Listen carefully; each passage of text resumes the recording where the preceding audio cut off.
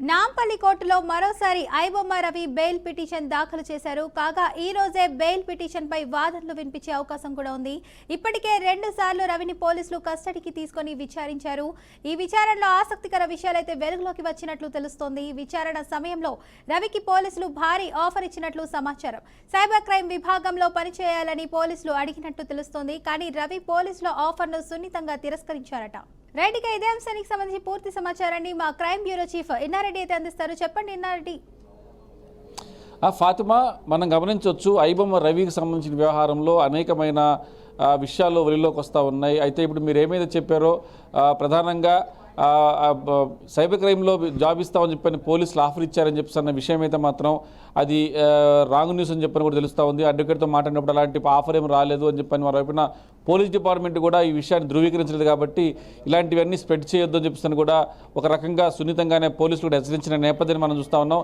అంటే దీని మీద క్లారిటీ రావాల్సి ఉందండి. ఎవరు కూడా దాన్ని ఆయన అడిగినట్టు కానీ తర్వాత ఈయనకు అంగీకరించినట్టు కానీ ఎక్కడ కూడా మెన్షన్ చేయలేదు.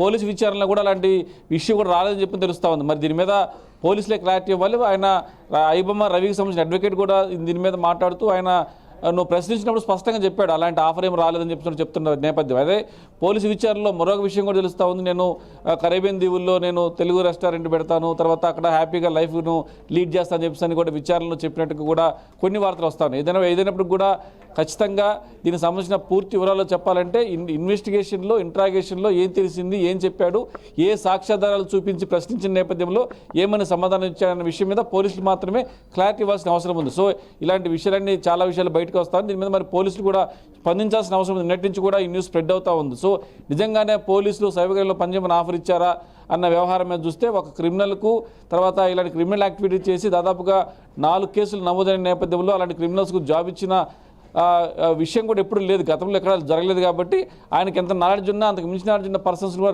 రీసెంట్గా రిక్రూట్ చేసుకున్నాము. అలాంటి అవసరం ఉండబోదని చెప్పేసి కూడా కొంతమంది సైబర్ క్రైమ్ పోలీస్ ఆఫీసులో మాట్లాడినప్పుడు ఆఫ్ ది రికార్డ్ మనతో చెప్పిన విషయాలను బట్టి మనకు అర్థమవుతా ఉంది. ఏదైనప్పటికీ ఐబొమ్మ రవి విషయంలో మరి కాసేపట్లో బెయిల్కి సంబంధించిన వ్యవహారంలో విచారణ జరిగే అవకాశం కనిపిస్తూ ఉంది. ఆ వాదోవాదంలో జరిగే అవకాశం ఉంది. అయితే ఐబొమ్మ రవికి బెయిల్ వస్తుందా రాదా అన్న విషయం మీద మాత్రం ఇంకా క్లారిటీ రావాల్సింది. ప్రస్తుతం అయితే మాత్రం మరో 2 కేసులు నమోదు చేసిన నేపథ్యంలో ప్రస్తుతం ఈ బెయిల్ పిటిషన్ సంబంధించి విచారణ అయితే కొనసాగుతూ ఉంది.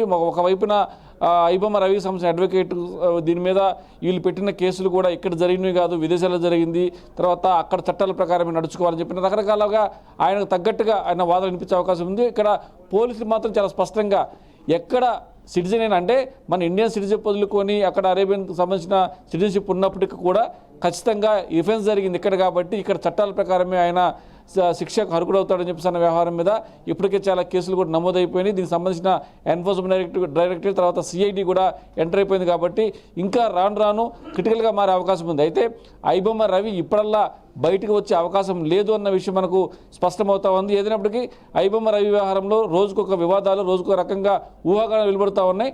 ఏదైనప్పటికీ పోలీస్ డిపార్ట్మెంట్ ఇవ్వాల్సిన క్లారిటీ ఉంది. ఖచ్చితంగా దీని మీద మాట్లాడదామని చెప్పి కూడా సైబర్ క్రైమ్ పోలీసులు చెప్తున్న పరిస్థితి మనం చూస్తూ ఉన్నాం.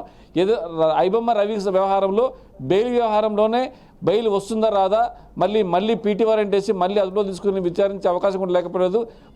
మరి కొన్నాళ్ళు కూడా విచారించాలని చెప్పని భావిస్తున్నట్టు తెలుస్తోంది. మరి మరోవైపున సిఐడి ఎంట్రీ అయింది, తర్వాత ఎన్ఫోర్స్మెంట్ డైరెక్టరేట్ ఎంట్రీ అయింది. కాబట్టి వాళ్ళ విచారణకు సంబంధించిన వ్యవహారంలో కూడా కోర్టును అడిగి వాళ్ళు అదుపులో తీసుకుని విచారించేందుకు కూడా కోర్టులో పిటిషన్ చేసే అవకాశం ఉందని చెప్పి మనకు తెలుస్తూ ఉంది. ఫాతిమా.